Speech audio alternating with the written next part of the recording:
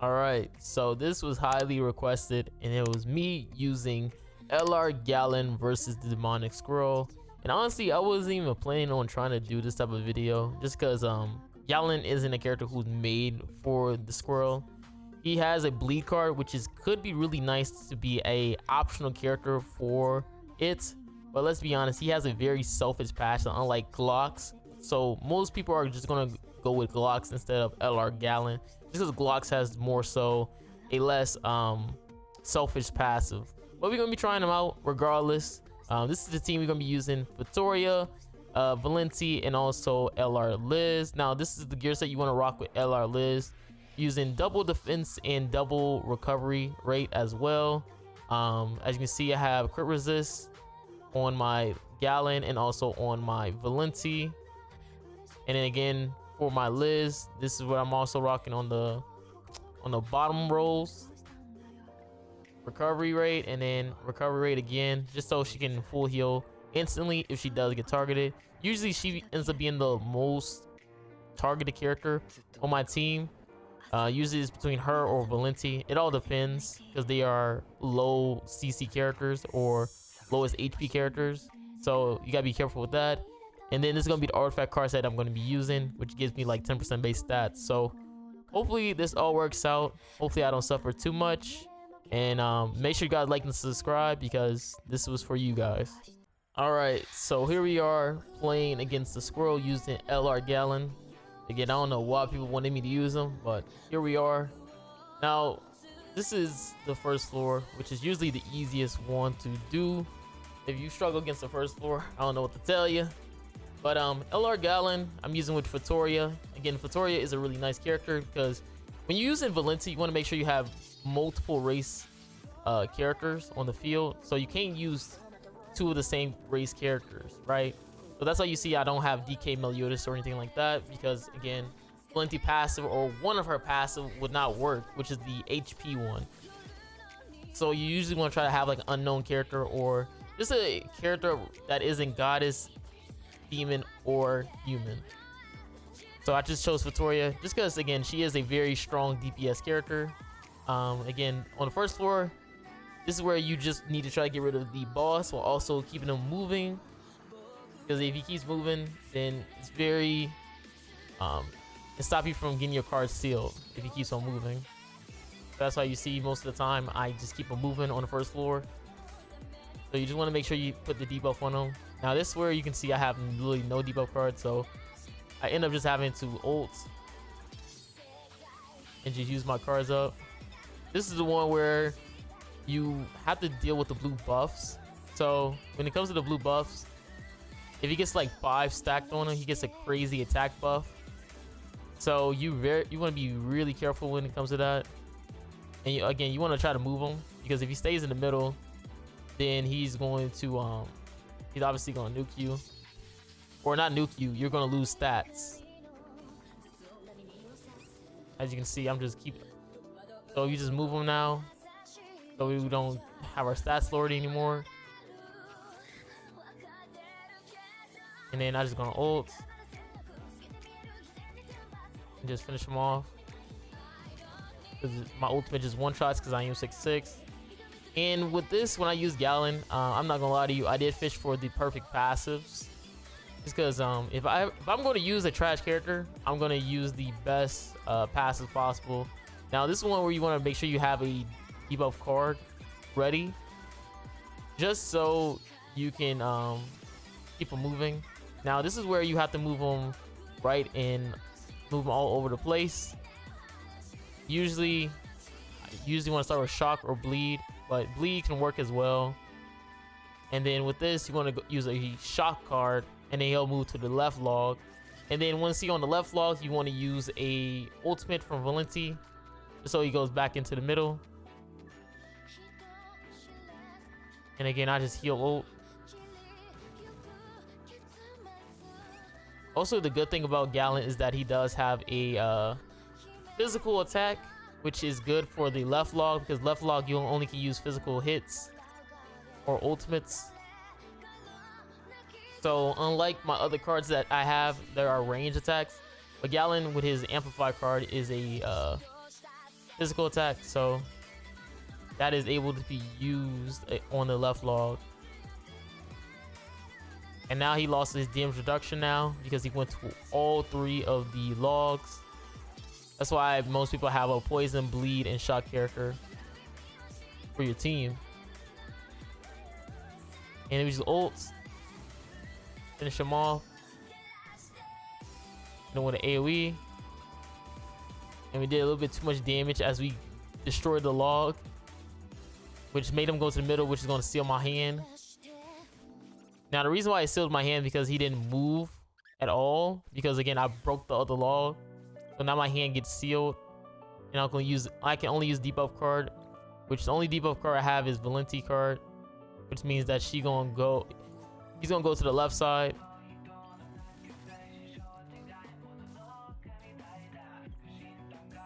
And again, the only reason why I got sealed is because I destroyed the right log, so he couldn't move to the right.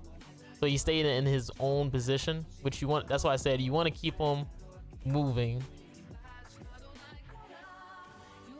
But we're gonna finish him off with Galand right here. And that should be GG.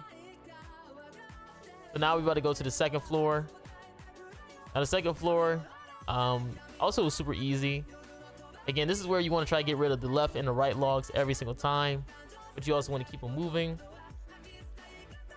Also, the one thing is for the floor 2 phase 1 is that if you use a cleanse card with Liz and cleanse the debuffs, you will get multiple gray food poisoning stacks as well. Or if you cleanse way too many of the debuff cards, you get the food poisoning stacks as well. So you want to be very careful when using your Valenti card as well too, because you want to at least have one on one of your characters at least. That's why I've been really trying my hardest not to use too many cards that was Valenti, because you want to at least have one on you. Also moving the boss.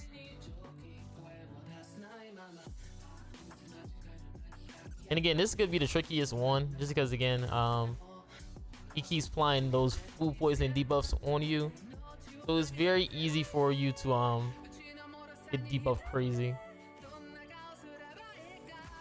Because again, you can't use the cleanse card at all.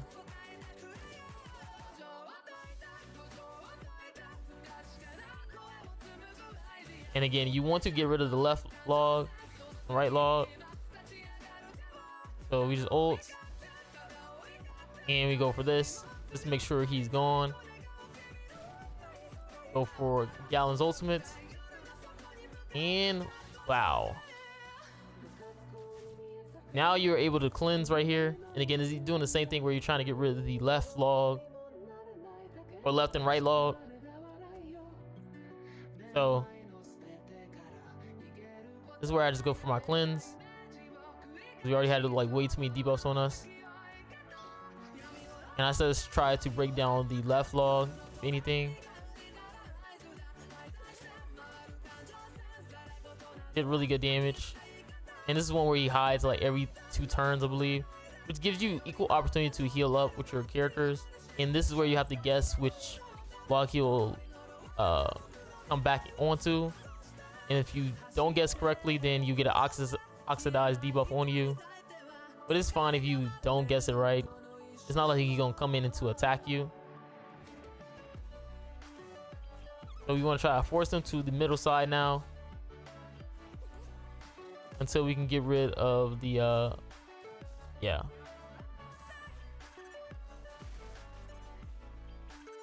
So again, this is an easy boss, nothing too complicated. So we just ult, go for a debuff with Valenti, and then Galand, just finish it off, and then we heal right back up. And again, you're just trying to do the same thing as you're trying to get rid of the left and the right log, and just keep them moving. So I just go for my card right here, and I put a poison debuff on him. Now the reason why I put the poison debuff on him is because he's gonna stay in the middle. Usually shock is where he goes to the left, and bleed is where he goes to the right. So that's why I use the poison card.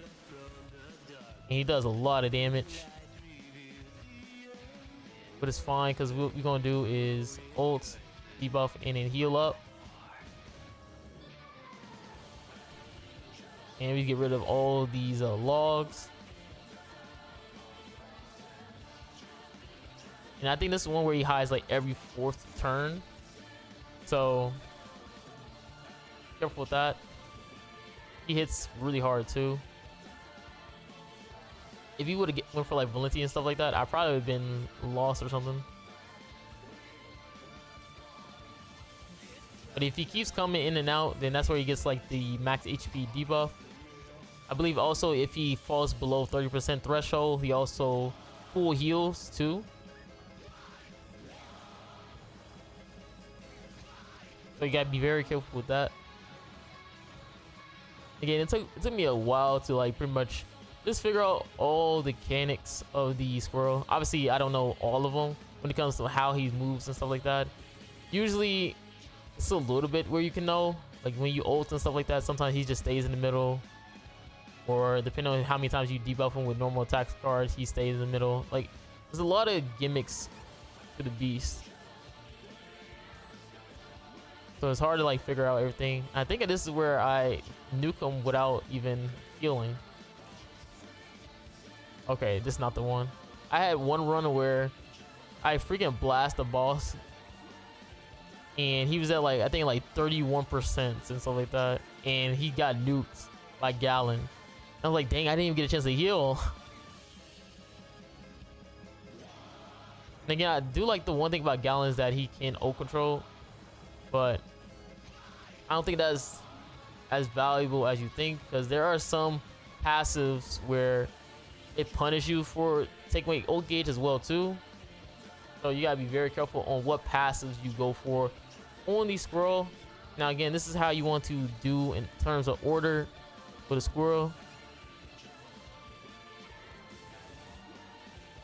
And he's gonna stay on the right side. Now you want to keep him on the right side, so you want to try your best to not debuff as much as possible, because if you end up debuffing, he will move to the other side. There are some moments where he will just go to the other side by himself, but that's for a later date. Usually that's why you want to have the best DPS characters possible, just so you never have that situation ever happening to you.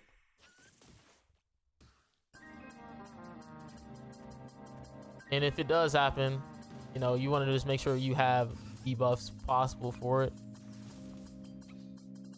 Like you see right there, I reset because once I debuff him, he's gonna go to the other side of the logs. So that's why I said you want to try to make sure, if you're gonna try to do that play, you want to make sure you guarantee the kill. And he goes to the middle, probably because I ulted.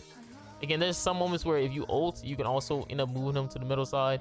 But if we reapply the same debuffs in the same order, he's gonna go to the right side again. That's why I said when it comes to the demonic squirrel, people still don't know how the gimmicks works on there.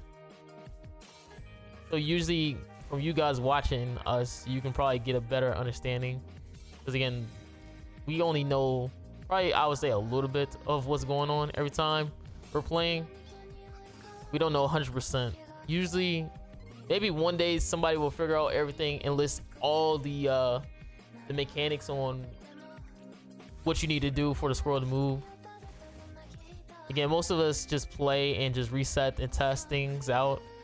Like I know how sometimes if you ult, you can go to the middle side, but depending on if he has all 3 logs, he might end up just going to the left side more so than anything. Or if you put like 1 debuff on him, he could go to the right side. Or if you use, like, it's just so many things, man. It's just so many things that you just gotta watch out for.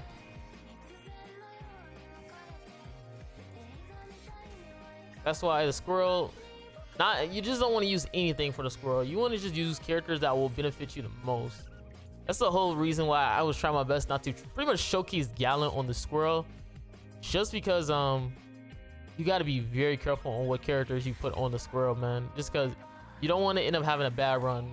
Now you can see right here what I'm doing right here. I'm trying to get another poison card, but I don't know how. But when I ulted, right here. I think I reset. He went to the left side. Now again, it could be the same thing what I said before, where if you use ultimates, the boss just goes to the more so the left side than anything, which is again really good. So you want him to stay on the left side, just because again, with all the debuffs and stuff like that, because he will debuff himself eventually. And you can see he stayed on the left side because I ulted. This then gives my Fatoria a chance to finally get rid of the boss. And again, the one thing I do like again about Galand is that he's able to take away ult gauge, which could be really nice at stalling the boss, especially because he does have a petrification. So a petrification and stun sometimes. So having the ability to take away ult gauge gives us so equal opportunity to just stall out the boss. And then instead of him being able to use 3 cards, he's only using 2 cards. Now, one also trick that I use for this is that you saw he had an immunity buff. So when I debuff him and he has his stance up, he keeps that debuff on him. And whenever the turn elapses, he will get hit with a shock debuff and those food poison debuffs at the same time too. So you're gonna watch. You're gonna say the shock damage. And again, it's not too crazy of damage or anything like that, but it's kind of cool seeing that play out. So we just take away his ult gauge. Again, really nice. And we put another debuff on him as well. And usually it takes 3 or 4 food poisoning and he just nukes himself.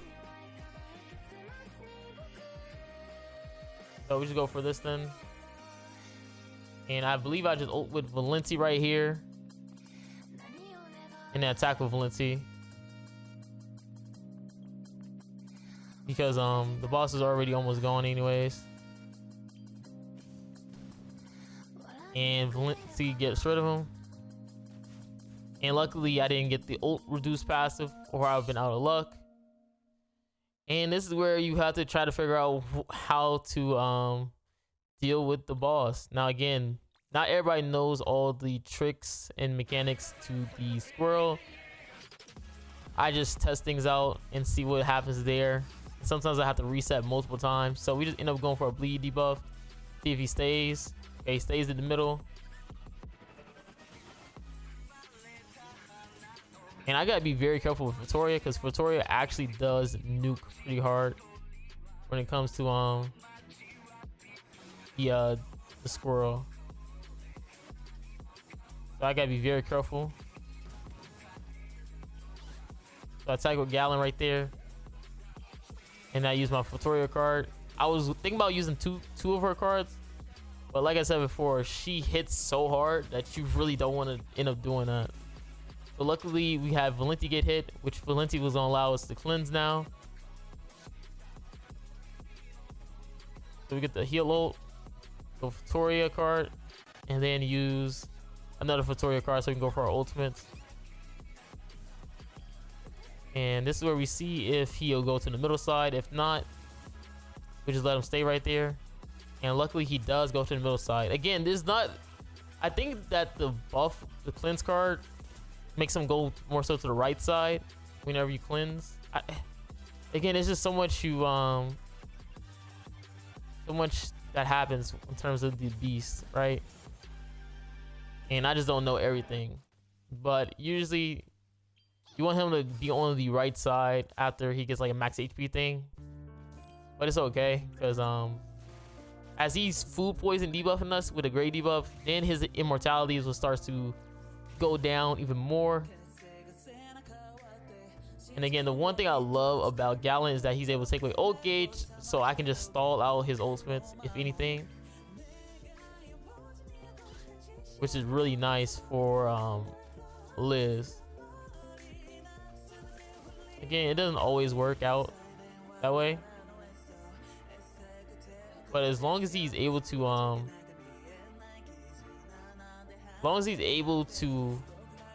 attack more so my cleanse characters, then the runs becomes a lot easier.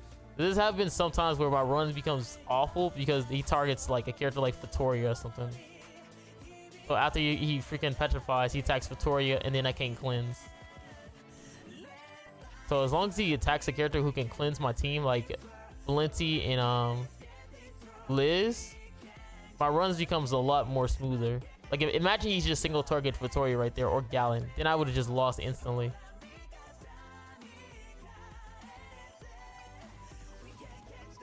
So we just do this then. Ult again.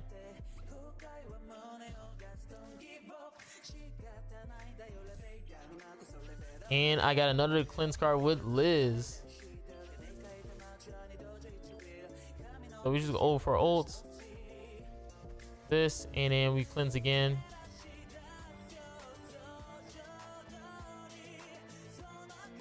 Then Liz ult, and then I do this. Again, we're just trying to break down the boss a lot easier. 320k. We heal up. Go for a buff card. He comes back.